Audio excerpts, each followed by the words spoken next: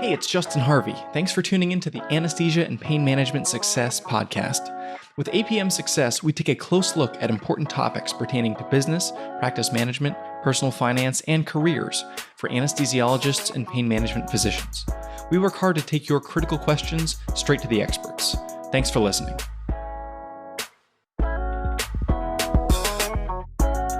Hello and welcome to episode 170 of Anesthesia and Pain Management Success. Today I want to discuss financial opportunities that are available in light of the inflation that we've seen this year. So inflation, it's a multi-factorial reality that has some upsides and some downsides. And the obvious downsides are the increasing costs of goods for consumers. And I'm sure I'm not the only one. Every time I go to the grocery store, I feel like the one bag of groceries, it's hard to get out of the grocery store for less than $100, even if I'm hardly getting anything, it seems. And that has been the reality for many consumers this year. That's one of the obvious downsides. However, there are upsides to inflation. And the upsides are attached to, and without going all the way down the rabbit hole on what is the Federal Reserve and monetary policy and all that, suffice it to say that in the current environment, inflation is happening. The Fed has this dual mandate of keeping unemployment near target rates and inflation near target rates. Unemployment is really, really low right now, which is great. Inflation is out of control. And so what the Fed is trying to do as they're dealing with this dual mandate is to tamp down inflation. The way that they do that is by raising the federal funds rate. That's one of the tools that they have in their arsenal. What that means is that they're raising the rate at which they're willing to lend money to banks overnight, and when you hear about raising rates, the Fed raised rates today. That's the rate that we're talking about. It is the way that they increase the cost of borrowing, meaning debt gets more expensive, and the trickle down effect of debt being more expensive is people spend less, companies borrow less, and it, in theory, is going to decrease the inflation that we're seeing at any given time. Now, it's a bit of a blunt instrument, and it has a lot of other effects too, both good and bad. I want to address, where does the opportunity lie in the current environment? Where is the opportunity for investors, and what kinds of things are we doing for our clients? And a quick aside before I get into specific tools, I've long been interested in the sort of cryptocurrency world, and I don't hold any, and I don't care if you do or not, and this is not a recommendation to buy or sell any specific security. But I wonder if any listeners remember that Matt Damon commercial from last year, where he's kind of walking around and then it pans from his face to this, like, looking out into space, and he says, "Fortune favors the brave." And this totally, esoteric, having nothing to do with any concrete, tangible financial reality. Like, oh yeah, buy cryptocurrency and it's a brave thing to do. Since then, cryptocurrency has been crushed. If you just look at Bitcoin, which was near 70,000 per coin back near the time when that ad aired, now it's bouncing around the $20,000 threshold. I don't know what the future holds for cryptocurrency. It was previously thought in some circles to be an effective inflation hedge because you can't create more of it. The Fed can't impact the value of it the way that they can just create new dollars. But what we've seen is that, in a year when inflation is raging, Bitcoin has not held up its end of the bargain in terms of being, at least in the short term, a hedge for inflation. So what should you be doing right now with your cash? That's the question I want to examine. And the short answer in this inflationary environment is, I have no idea what you specifically should do with your cash. You can only know what's appropriate for you in your short to intermediate term needs if you're doing this in conjunction with an advisor. Today's content is obviously intended only for informational and educational purposes, as always. However, I do have a couple ideas about what you could consider if you're thinking about, man, I have some money, inflation is eroding the value of my dollar. If I had $100,000 in the checking account on January 1st of this year, that $100,000 is worth something like $90,000 in terms of purchasing power on December 31st, even though the number $100,000 is still the same. The purchasing power, what you can get for that $100,000, is diminishing. That's what inflation means. As I'm talking to clients, I just did a wave of financial planning meetings into the fall, and I have a lot of clients who are saving for these short to intermediate term goals for a house, trying to build up an emergency fund, or just carrying a sizable cash buffer because that's what they need to feel good to pass the sleep well at night test. And inflation in this environment is particularly punitive for people in this circumstance. That $100,000, $200,000 for that down payment, or that $150,000 emergency fund, or whatever, those dollars are under attack, getting eaten by the termites of inflation right now. So here are some things to do, both actions you can take and then opportunities that exist in this inflationary environment. The first thing, and I've talked about this in the past on this podcast, is make sure that you have the right amount of cash. It's important as it's ever been to right size the cash that you have on hand and ask yourself, ask your spouse, what is the number that we need to sleep well, to feel good, to feel financially secure, linked to some multiple in many cases of your monthly living expenses, and then carry that amount of cash. So make sure you're not carrying too much is really what I'm saying. What I want to have listeners recognize is the opportunity cost right now for carrying cash is very, very high. That 10% erosion, that $100,000 to $90,000 of purchasing power. The implications are we need to be carrying the right amount of cash because we're going to pay a premium for the cash we carry, and we don't want to carry more than we need. The second thing you can consider is thinking about alternative sources of capital as part of your emergency fund. So instead of thinking, oh, my emergency fund is all the money I have in the bank, all the cash in my checking and savings account, there may come a time, and I would propose that this is a time to think about this, consider this, is that maybe you consider as your emergency fund all of the cash that you have, plus any line of credit on the equity in your home, plus credit card capacity. And the households for whom this works really well is if you have a strong positive cash flow. If you've got $10,000, $15,000, $20,000 a month of free cash flow, money that sits in your checking account that you don't necessarily have a job for, and you're maybe saving it in taxable investments or something like that. For someone like this is a good strategy because you don't necessarily need to be afraid if you have some expensive car repair or you need a new roof on your house or whatever.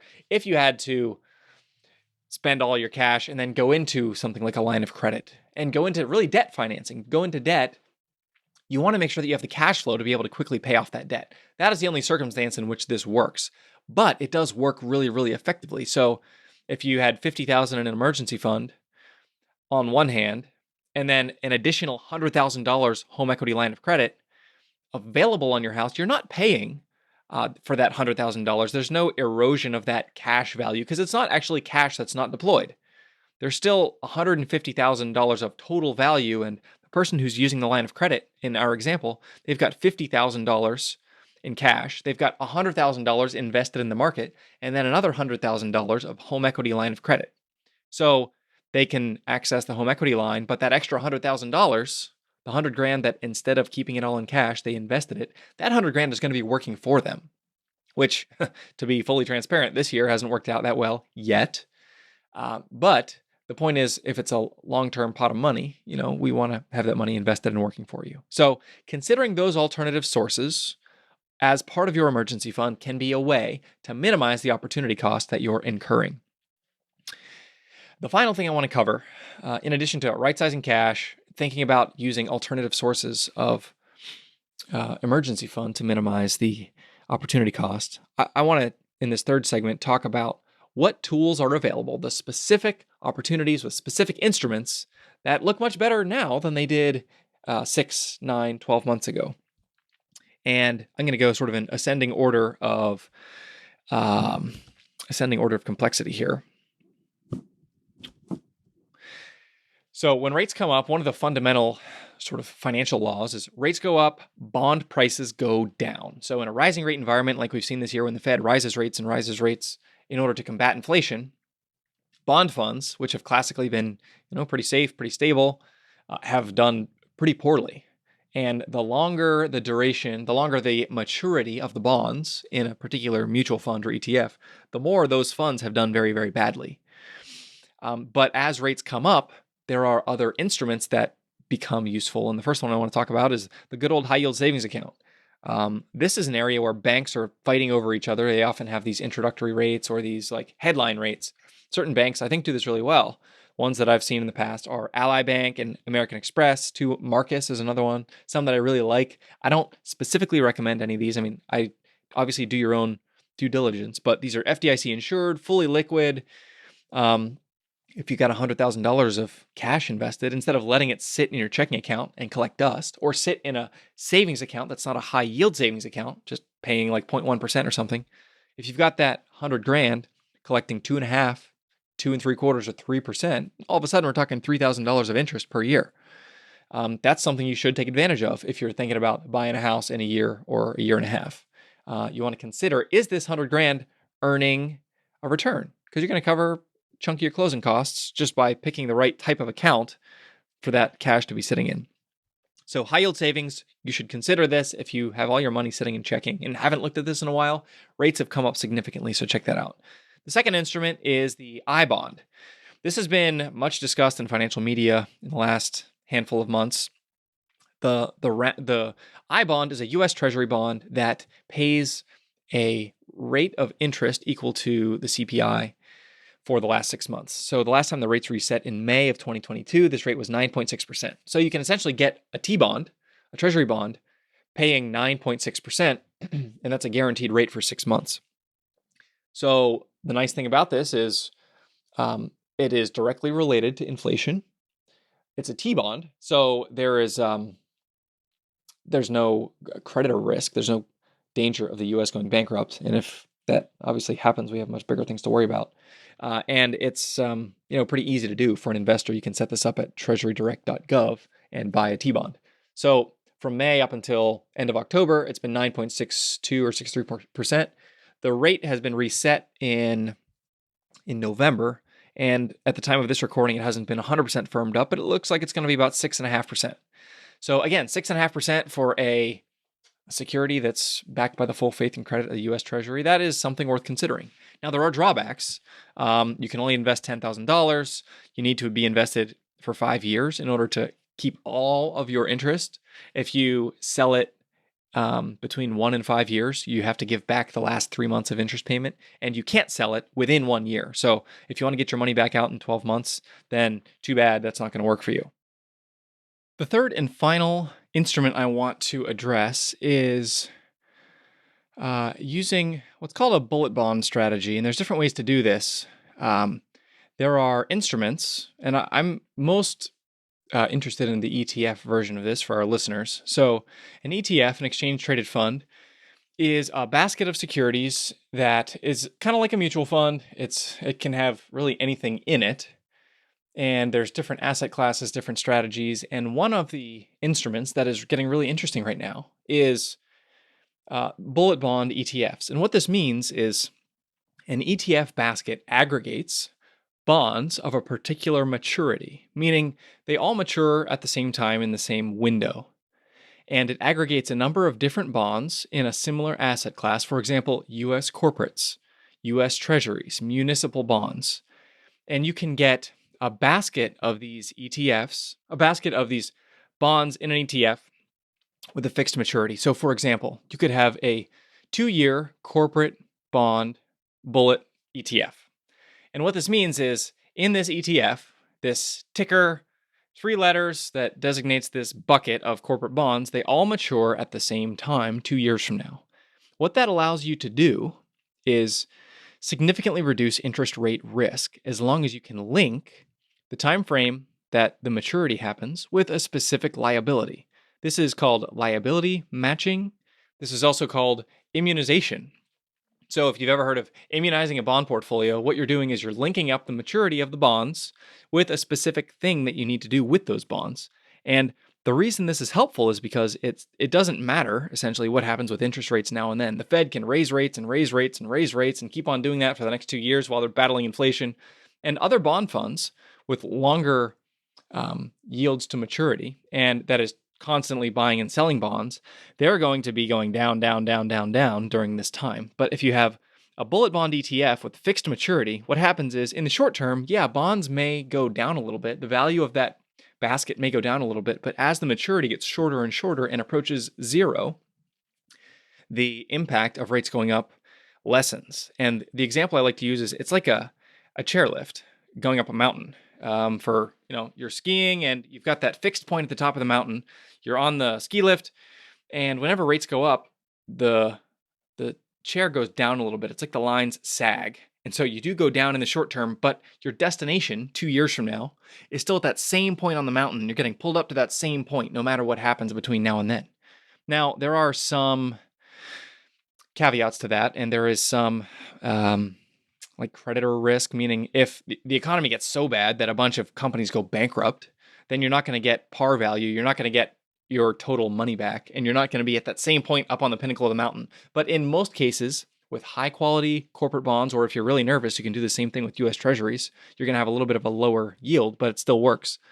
Looking out a year or 2 or 3 years on these strategies, you can find returns in the 3.5 to 4.5 to even 5.5 plus range. And what you can do is build what's called a bond ladder, meaning you have some mature in 1 year and some mature in 2 years and some mature in 3 years. If you need laddered income, this is a common strategy for retirees who are trying to cover annual living expenses from their investments. Or if you're somebody that says, I know I want to buy a house 3 years from now, what's the best thing I can do with this money to make sure that I want to earn something, but I also want to make sure it's there 3 years from now? You could consider a bond, a bullet bond ETF with a 3-year maturity, knowing that you've got that fixed point at the top of the mountain that you want to get to, and then interest rates are going to do whatever they're doing in the short term. But because there's a discrete number of bonds and they all mature at the same time, the impact of those interest rate moves over time, they approach zero. And so whenever that bond matures at par, then you can get whatever money that you need and be relatively insulated from the interest rate risk that you would have if you're holding, for example, a bond fund of some sort that didn't have a fixed maturity. So bullet bond strategy can be really effective for those types of fixed time frame, point in time, X number of years from now, and I want to earn the best return I can. It's way better than, for example, even a high yield savings account that's going to pay you 3. If you can get 5 in a corporate bond ETF or 4 in a treasury ETF, that's definitely worth thinking about. So if you have cash, in summary, if you have cash, ask yourself, how much should you be carrying? Number 1. Number 2, consider using alternative sources of cash if you have strong positive cash flow in order to reduce opportunity costs. Think about that HELOC. Think about credit card capacity. Think about these other funds that can be leveraged, even a taxable investment account. Like you could drain that if you needed for some cataclysmic emergency. And then finally, consider these instruments that have gotten much more attractive in recent months. The high yield savings account, the iBonds, and the bullet bond ladder, or just a bullet bond strategy to immunize your bond exposure to a particular investment time frame. That's all I've got for today. Hopefully this is useful. I'm going to drop some useful links in the show notes, so check it out at apmsuccess.com/170, and I look forward to talking to you next week. Thanks. If you liked what you heard this week, head on over to apmsuccess.com, where you can find more content and free resources to help you build a successful career in anesthesia and pain management. If you wanted to leave a review in iTunes, I'd also really appreciate it. Thanks for using some of your valuable time to join me today on APM Success.